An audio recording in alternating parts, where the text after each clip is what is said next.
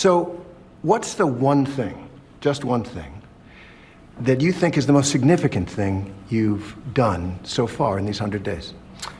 Well, I think maybe the border is the most significant because our country was really going bad. They were allowing people to come in from prisons, as you know, and you've heard me say it, but you've heard a lot of people say it. Prisons, mental institutions, gang members, murderers. We had many murders, 11,888, they think, and now it's totally closed down. And you've seen just yesterday they announced 99.9%. Nobody thought that could happen, and it happened quickly. There is a lot of concern out there. People are worried, even some people who voted for you saying, I didn't sign up for this. So how do you answer those concerns? Well, they did sign up for it, actually, and this is what I campaigned on. I said that we've been abused by other countries at levels that nobody's ever seen before. They were taking advantage of us like they've never. I could have left it that way, and at some point there would have been an implosion like nobody's ever seen. And we did tremendous numbers of tariffs we took in a lot of money from tariffs, China in particular, hundreds of billions of dollars in tariffs. We had no inflation, as you know. We had an incredible economy. We're given credit for a great economy. But I said, we have to fix this, otherwise it's just not self-sustaining. Most economists will tell you that tariffs will raise prices. So don't your tariffs cut against that promise you made to bring prices down? No, because I had massive tariffs on China, if you remember, in my first term, and we had essentially no inflation, like around 1% inflation, which is like a perfect number. In 100 days, we took over. We had bad inflation for 4 years, for 2 years of, especially 2 years of his administration. I would say record-setting like we've never seen. They say 48 years, the worst in 48 years. I say it was much worse than that. Yeah. Right. Energy is down. Gasoline hit $1.98 in a few states during the last couple of days. It was $3.50 and $4 and $4.50. But gasoline is way down. Eggs are down 87% since I got involved. Groceries are down. Everything's down. Okay. Interest rates are the same. Interest rates should be down, but we have a Federal Reserve that wants to be stubborn. They want to be cute. We'll get to that. Concerning the tariffs, which economists say are going to raise prices, you said, quote, hang tough. Yeah. It won't be easy. You said that to the American people. I said, you're going to have a transition period. We've been ripped off by every country all over the world. They're laughing at us. They thought we were stupid people, and we were. And I said, that's not going to happen. Rolling down the street, got the beat on loud. But hard times are ahead? I don't think so. I think great times are ahead. Look, since I came in, gasoline is down, groceries are down, egg prices are down. Many things are down, just about everything. But it's the tariffs, right? We still have 145% tariffs on China. Your Treasury Secretary said we basically have an embargo on China. Look, you're trying to say something's going to happen, Terry. No, okay, well, nothing's going to happen. You know business, Terry, I want to ask you. I do know business. Yes, and so 145% tariffs on China, and that is that's good. Basically that's an good. embargo. They deserve it. It'll raise prices on everything from electricity. You don't know whether or not China's going to eat it. That's mathematics. China probably will eat those tariffs, but at 145, they basically can't do much business with the United States. And they were making from us $1 trillion a year. They were ripping us off like nobody's ever ripped us off. And by the way, we have other countries that were just as bad. If you look at the European Union, it was terrible what they've done to us. Every country, almost every country in the world was ripping us off. They're not doing that anymore. I want you to think about the boom that this country has had in small businesses, mom and pop Etsy stores, small businesses that became big businesses. They haven't had a boom because of inflation. Well, the boom was inflationary boom.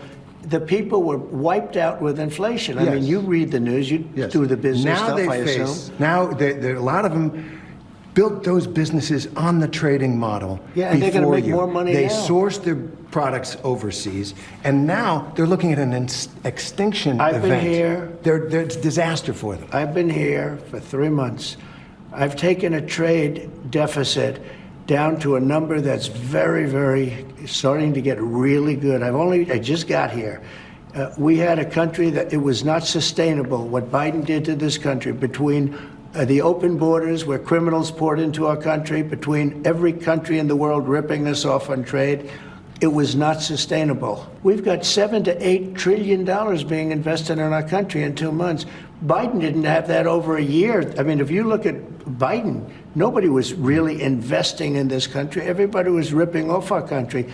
Apple's putting up $500 billion, but that's only one of many companies. Companies are flooding into our country right now. Everything's going to be hunky-dory. Everything's going to be just fine.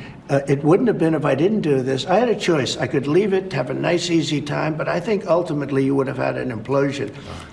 Our country had inflation that was worse than they've ever had it before. You don't mention that. Why don't you mention that? We had the worst inflation probably in the history of our country. People say 48 years. Probably in the history of our country, we had the worst inflation. And people were dying over the inflation. You know that. Now the grocery prices are coming down. The energy prices are coming down. Gasoline's coming down. It's all heading in the right direction. Okay. And as you said, it is an undeniable fact that illegal crossings at the southern border have plummeted, a staggering decline. But there are questions about your methods. Do you acknowledge that under our law, every single person who gets deported gets a hearing first to make their case? Well, let me ask you, did they get hearings when Biden allowed 21 million, because I think the number is 20 million people to flow into our country? You had 21 million people that came into our country through a stupid open border, and they were prisoners, and they were people that you don't want in many cases in our country, right?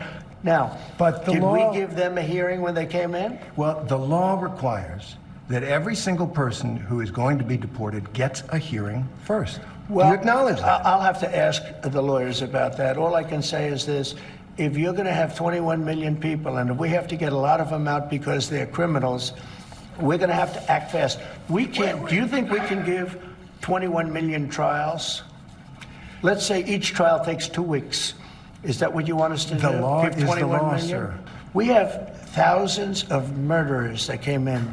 They're going to murder people. They already have murdered people in our country. Right, so we have to get them out, and we have to get them out fast. Really bad guys, but in our country, even bad guys get due process, right? If people come into our country illegally, there's a different standard. These are illegal. They came in illegally. But they get due process. Well, they get a process where we have to get them out. You deported more than 200 Venezuelans to that prison in El Salvador. You say they're violent, they're gang members, they're terrorists. Many of them don't have a criminal record at all. Well, but I want to. I'm not so sure about that. If you take a look, I want to read you something. Excuse me. When you look at those people, they were violent people.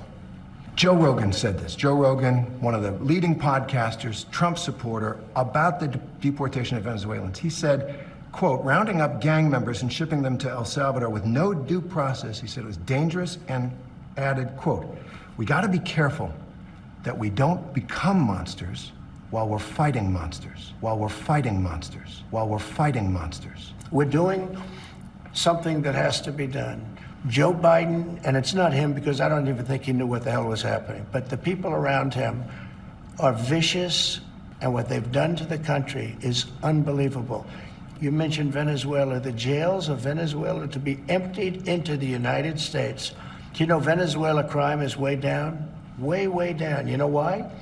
Because their criminals are now living happily in the United States of America, and we're getting them out. And I was elected to get them out, and we're getting them out legally. Now, in some cases, we have judges. In some cases, they're radical left judges. What happened the other day where a judge was protecting a criminal was horrible. And I think she's got big problems, frankly. We have to be treated fairly by judges, and we're not being treated fairly by all judges. So you're saying that you don't like some of the rulings? Some of the court orders? I think the rulings will be overturned, yeah. All right. Well, let me ask you about one man and one court order. Kilmar Abrego Garcia. He's the Salvadoran man who crossed into this country illegally, but who is under a protective order that he not be sent back to El Salvador. Your government sent him back to El Salvador, and now the Supreme Court has upheld an order that you must return him facilitate his return to the United States. What are you doing to comply? Well, the lawyer that said it was a mistake should not have said that. Should not have said that. And just so you understand, the person that you're talking about, you know, you're making this person sound. This is a MS-13 gang member, a tough cookie, been in lots of skirmishes, beat the hell out of his wife, and the wife was petrified to even talk about him, okay? This is not an innocent, wonderful gentleman from Maryland. I'm not saying he's a good guy. There's a phone on this desk. I could. You could pick it up, and with all the power of the presidency, you could call up the president of El Salvador and say, send him back right now. And if he were the gentleman that you say he is, I would do that. Listen, I was elected to take care of a problem. It was a unforced error that was made by a very incompetent man, a man that turned out to be incompetent, that you always said was wonderful, a great genius, right? And now you find out, all of the media now, they're saying what a mistake they made. A man who was grossly incompetent allowed us to have open borders where millions of people flowed in. I campaigned on that issue. I've done an amazing job. I have closed borders. He said you couldn't do it. You wouldn't be able to do it. It would never happen. Well, it happened, and it happened very quickly. Wait a minute. When we have criminals, murderers, criminals in this country, we have to get them out, and we're doing it. By law. And you'll pick out one man, but even the man that you picked out, he said he wasn't a member of a gang. He had MS-13 on his knuckles tattooed. Oh, he had some tattoos that are interpreted that way. But let's move on. Wait a minute. Hey, Terry. He did not have the letter MS-13. It says MS-13. That was Photoshopped. So let me That was Photoshopped. Terry, you can't do that. Hey, they're giving you the big break of a lifetime. You know, you're doing the interview. I picked you because, frankly, I never heard of you. Left coast, fast slow, run the game, no joke. Off the chain we go, Betty's minds on slang mode. Bust them up, call the bluff, wreck. But that's okay. But I picked you, Terry, but you're not being very nice. He had MS-13 tattooed. Right, we'll agree to disagree. I want to move on to something else. Terry, do you want me to show you the picture? I saw the picture. And you think it was Photoshopped? Well, here we go. Don't Photoshop it. Go look at his hand. He had MS-13. He did have tattoos that can be interpreted that way. I'm not an expert on them. I want to turn to Ukraine, sir. Terry, I want to get to Ukraine. No. He had MS as clear as you can be, not interpreted. This is why people no longer believe the news, because when it's he was fake photographed news. Rolling down the street, got the beat on loud. United. In El Salvador, they aren't there. But let's just go on. They aren't there when he's in El Salvador. They weren't there, but they're there now, right? No, but they're there in now. your picture. Terry. Ukraine, sir. He's got MS-13 on his knuckles. All right. Okay? Well, we'll take a look at that. You do such a disservice. We'll take a look at that, Why don't you sir. just say, yes, he does, and, go on to something else? It's contested. I was just in Rome, and to that moving photograph of you and President Zelensky sitting in St. Peter's Basilica talking peace. It went around the world. Sure. Take us into that moment. Well, look, the Ukraine is a very serious, very tough situation. Probably close to 5,000 young soldiers a week are being killed, Russian and Ukrainian. It's been badly handled by the Biden administration. It's been badly handled all the way around, That moment. The moment was a moment of solace, in a sense, because tremendous numbers of people are dying. A lot of his people are dying. They're being killed. And I feel very badly about it. That's a war that would have never happened if I were president. And it didn't happen for 4 years. It was never even a thought of it happening. It does feel like something's happening after that meeting with Zelensky in St. Peter's. You posted this on social media. There was no reason for Putin to be shooting missiles into civilian areas and cities and towns over the last few days. It makes me think that maybe... Well, that was part of my post, but you're right. That was a part of a post. And it says, it makes me think that maybe he doesn't want to stop the war. He's just tapping me along. Yeah, that's possible. Sure. He might be... He could be tapping me along a little bit. I would say that he would like to stop the war. I think that if it weren't for me, I think he'd want to take over the whole country, personally. I think Putin wanted all of Ukraine. Right. I think if I didn't win the election, he would have gotten all of Ukraine. I think he would have taken all of Ukraine. I think his first choice, never with me, he would have never gone in. With this group of losers, He went in, he saw what happened in Afghanistan. He said, wow, this is my chance. Because it was always the apple of his eye. I talked to him. Ukraine was the apple of his eye. His dream was to take over the whole country. I think because of me, he's not going to do that. Do you trust him? Do you trust him? I don't trust you. I don't trust a lot of people. I don't trust you. Look at you. You come in all shooting for bear. You're so happy to do the interview. I am And happy. then you start hitting me with fake questions. You start telling me that a guy whose hand is covered All with right, a we're back to tattoo doesn't have the tattoo, you know. all right. I mean, you're being dishonest. Rolling down the street, got the beat on loud. No, I'm not. Let me No, I just am tell not, you, sir. I don't trust a lot of people. But I do think this. I think that let's say he respects me. And I believe because of me, he's not going to take over the whole. But his decision, his choice would be to take over all of Ukraine. Okay. It's a war that never should have happened. It did happen because of incompetent people. Last question on this. But it never should have happened. If there's no peace deal, will the U.S. cut off military aid to Ukraine? I don't want to tell you that. I'm not going to tell you whether or That not I would sounds- or not. I want to leave that as a big fat secret because I don't want to ruin a negotiation. But I'd be worried I if will I tell were you, I Ukrainian. was not happy when I saw Putin shooting missiles into a few towns and cities, and that was not something that I like seeing. And I thought it was inappropriate. But I think the whole war is inappropriate. Okay. Again, it's a war that shouldn't have happened. This is a war that if the election weren't rigged, and it was totally rigged, the 2020 election, if it weren't rigged, you wouldn't have that. You wouldn't have had the embarrassment of Got Afghanistan. it. You wouldn't have October 7th with Israel. You wouldn't have had any of the problems that you Thank have you. right now. I want to ask one and question. you wouldn't have had inflation either. Pentagon right now, there's the signal chat with his wife on it where he's discussing that attack in Yemen. There's another signal chat discussing the attack on Yemen. There's a reporter accidentally involved. You said the other day that you had a talk with the secretary. Did you take him to the woodshed? I had a talk with him, and whatever I said, I probably wouldn't be inclined to tell you. But we had a good talk. He's a talented guy. He's young, he's smart, highly educated. And I think he's going to be a very good defense, hopefully a great defense secretary, but he'll be a very good defense secretary. You have maybe great. 100% confidence in I don't Pete have Hegseth. 100% confidence in anything. Okay, anything. Do I have 100%? It's a stupid question. Look, It's a pretty important I position. have no. You don't have 100%. Only a liar would say I have 100% confidence. I don't have 100% confidence that we're going to finish this interview. President Trump, the first 100 days continues. Did Doge go too far, too fast, too recklessly? No, I think Doge has been saved $150 billion. Billion. Baller, shot caller, 20-inch blades on the Impala. That's a tremendous amount of money. There were some things where, when I heard about them, I put them back, as you know. There are things that I'm considering right now putting back, but overall we've saved hundreds of billions of dollars. We found a lot of fraud. There was a lot of fraud. Fraudulent things were taking place, and we ended that, and those people are going to be suffering because Just of it. a legal note, fraud is a crime. There have been no referrals to the Justice Department on any of Well, these. you don't know that, do you? How do you know that? Have there been How do you know referrals to that? the, are there Why, criminal how referrals? would you know that there were no referrals? I think there were referrals. They generally, all right, there's Okay. been no investigation from the How do Justice you know Department. that? I'm asking you, sir.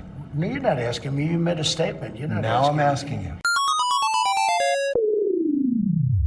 you. Game over. That was a statement that you made. There have Now I'm been. asking you. Have there been? Yes, there have. So there have been referrals for fraud. Billions of dollars were given to people for no reason whatsoever. To a lot of people, one of the biggest achievements of your first term, that is Operation Warp Speed. You got that COVID vaccine up and right. going and distributed, and a lot of people took it, and a lot of people feel their lives have been saved by it. The president is our leader in so many ways, and your voice counts so much, and you can't tell moms and dads, it's a good thing to get a measles Do vaccine. I recommend it? Yes. I do. Okay. I recommend it, yeah. Got it. That Do was I my mandate question. it? No. No, I didn't But I ask. do recommend it, yes. Good. Do you think you're... And I have recommended it. Do you think Kennedy recommends the measles He vaccine? did. He did. He recommended it. Yeah, he did. He You recommended satisfied it. with his Yeah, I mean, he response on this? recommended that they go out and get the vaccine. Okay.